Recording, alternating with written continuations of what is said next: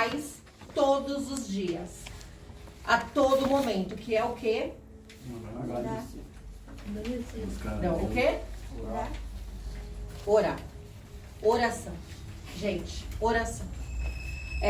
A gente ora quando abre a célula, a gente ora quando acorda. Eu tô falando a gente porque eu acredito que todos façam isso, amém? Mas cada um sabe no seu coração o que faz e o que não faz, certo? Eu vou começar a ler e vou interagindo e vou falando e a gente já vai compartilhando, amém? Amém. Então vamos lá. Em Atos 16, 25 e 26, fala assim: E perto da meia-noite, Paulo e Silas oravam e cantavam hinos a Deus, e os outros presos os escutavam. E de repente sobreveio um tão grande terremoto que os alicerces do cárcere que se moveram, e logo se abriram todas as portas. Foram soltas as prisões de todos. Gente, presta atenção aqui em mim um pouquinho agora. Paulo e Silas tinham sido entregues, foram açoitados, foram colocados presos, mas eles tinham uma rotina de oração. O que é ter uma rotina de oração? É a gente estar buscando ao Senhor a todo momento, a todo instante. É claro, fala na palavra de Mateus que a gente precisa entrar no nosso quarto, no nosso, particular com Deus, mas a todo momento. Eu tô limpando uma casa, eu tô meditando, eu tô orando ao Senhor. Eu tô trabalhando, eu tô meditando, eu tô orando ao Senhor. Eu tô na condução, eu tô meditando, eu tô orando ao Senhor. Eu tô ouvindo um louvor, eu tô fazendo algo e tô conversando com o Senhor, eu tô conectada. Quando a gente tem rotina espiritual, acontece o de repente de Deus. O de repente de Deus aconteceu para Paulo e Silas perto da meia-noite, quando eles oravam e cantavam hinos. Eles estavam adorando ao Senhor presos, né? Então, às vezes a gente pergunta assim: por que não está acontecendo o que eu quero? Vai entrar dentro do testemunho que o pastor falou da irmã, mais ou menos, né? Por que aconteceu isso comigo? Por que não aconteceu isso comigo? Por que Deus está permitindo isso acontecer? Gente, às vezes a gente pede errado. E tá na palavra também, né?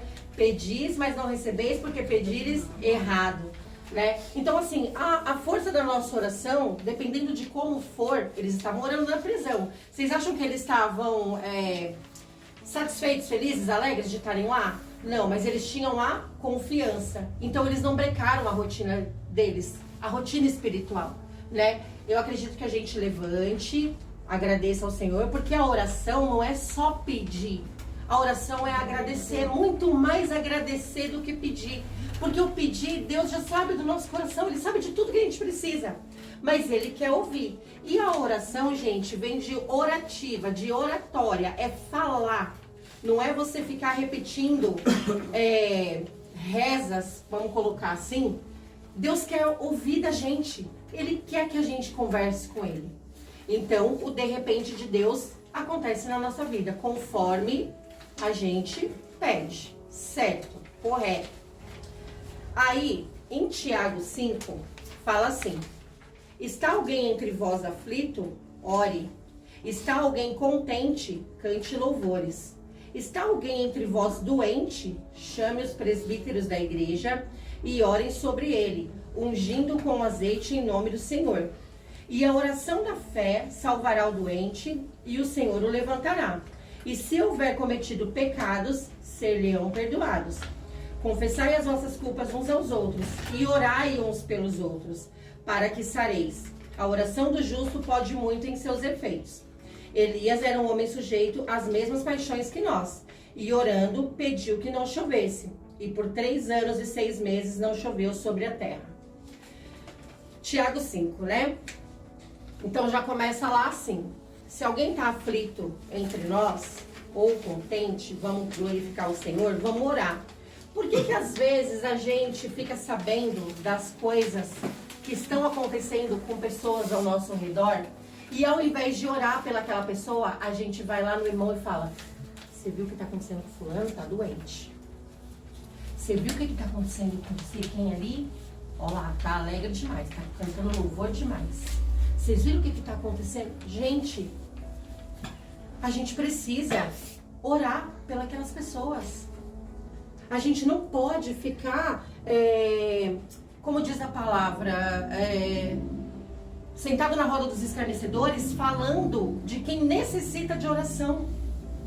Tem tanta gente necessitada de oração e a gente às vezes perde o nosso tempo debatendo, tentando apontar por que será que aconteceu. A gente está parecendo aquele povo que falava assim, mas por que será que está doente? Foi o pai ou a mãe que pecou? Por que será que está acontecendo isso com aquela pessoa? Está acontecendo porque mereceu. Nós estamos assim, ao invés da gente clamar ao Senhor por aquela alma, né? Elias, ele orou ao Senhor para que não chovesse, e realmente não choveu. Então, ou seja, dependendo da forma que a gente ora, as nossas orações, elas vão ser ouvidas e vão ser manifestadas na nossa vida. Porque Deus conhece o nosso coração, Ele sabe como que a gente está orando, como que a gente está pedindo. E o louvar? Alguém está contente? Cante louvores. Gente, quem aqui glorifica o Senhor? Quem aqui, sabe assim... tira um tempo para ter aquela rotina de ouvir um louvor, sabe? De se emocionar com aquele louvor, de realmente sentir o Espírito Santo ali e conversar com Deus e ter aquele momento com o Senhor, seja de gratidão, seja de arrependimento, seja de súplica. Quem consegue fazer isso? Eu também consigo. Pra mim, eu tenho, nos meus horários do dia, eu tenho já os meus horários todos certinhos para poder fazer isso. A gente precisa ter rotina. A gente precisa ter rotina. Se nós não temos rotina, então a nossa vida é uma bagunça. E em casa bagunçada, o Espírito Santo não habita. Agora vamos ali para Atos 12. Eu já tinha falado sobre essa passagem uma vez, né? E ela é muito forte, essa palavra também. Pedro, pois, era guardado na prisão, mas a igreja fazia contínua oração por ele a Deus. Então, quer dizer... Pedro estava lá na prisão dormindo. Lembram dessa passagem? Ele estava dormindo. Se ele estava dormindo, ele não estava... Ele não estava orando. Ele não estava orando. Se ele estava dormindo, ele não estava orando. Quem estava orando por ele? A igreja. Então a gente não precisa falar mais nada. A gente precisa estar em oração pelo nosso próximo, não é só pela gente.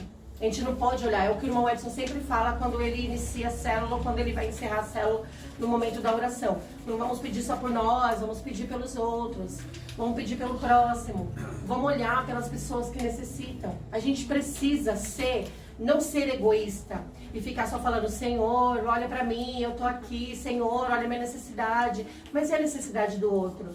Porque a gente vai olhar pra grama do vizinho, vai ser sempre verde. Mas a gente não sabe o porquê daquela grama ser verde. Tem gente que... Vou dar um exemplo. Vamos supor, vai pro monte. Alguém aqui já foi pro monte fazer oração? Amém. Amém. Passamos a madrugada inteira no monte, orando. Tem gente que gasta só 1 hora orando. Tem gente que gasta 20 minutos orando. Às vezes a oração de quem orou 20 minutos é atendida e de quem passou a madrugada inteira não é atendida. Por que será? Por quê? Por que será que isso acontece? E buscar-me-eis e me achareis, quando me buscar de todo o vosso coração. De todo o vosso coração, exatamente isso. Exatamente isso. Então a gente está buscando a Deus da forma correta? A gente está orando, a gente está pedindo, a gente está clamando da forma correta? A gente está agradecendo pelas bênçãos que a gente ainda nem recebeu? Será que a gente agradece? Eu falo isso, eu imagino as coisas na minha cabeça e já falo, Senhor, obrigada por tal coisa. Senhor, obrigada por tal situação. Senhor, obrigada por tal livramento. Nem aconteceu, mas eu já estou agradecendo, porque a minha fé é tanta de que vai acontecer, que eu já agradeço antecipadamente. E uma vez o pastor ministrou também isso.